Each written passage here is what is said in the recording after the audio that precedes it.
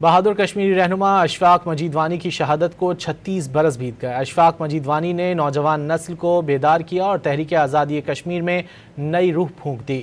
1980 کی دہائی کے آخر میں ابھرنے والی نوجوان مزاحمتی قیادت کا اہم نام اشفاق مجید وانی تھے، جنہوں نے سیاسی شعور اور بیداری کو تقویت دی۔ اشفاق مجید وانی دین اور فکر اقبال سے متاثر باہمت رہنما تھے، جنہوں نے نوجوانوں میں آزادی اور حریت کا جذبہ پیدا کیا۔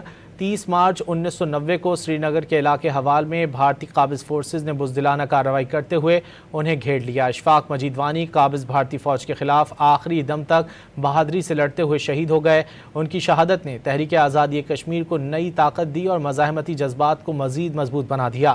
آج بھی اشفاق مجید وانی کو کشمیری نوجوانوں کے لیے مزاحمت، حوصلے اور جدوجہد کی علامت سمجھا جاتا ہے۔ بہادر کشمیری رہنما اشفاق مجید وانی کی شہادت کو 36 برس بیت گئے۔ اشفاق مجید وانی نے نوجوان نسل کو بیدار کیا اور تحریک آزادی کشمیر میں نئی روح پھونک دی۔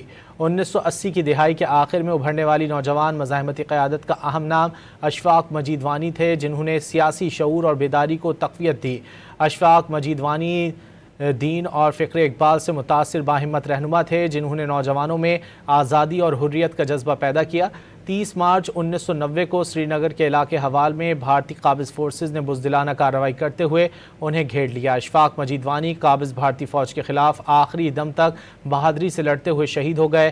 ان کی شہادت نے تحریک آزادی کشمیر کو نئی طاقت دی اور مزاحمتی جذبات کو مزید مضبوط بنا دیا۔ آج بھی اشفاق مجید وانی کو کشمیری نوجوانوں کے لیے مزاحمت، حوصلے اور جدوجہد کی علامت سمجھا جاتا ہے۔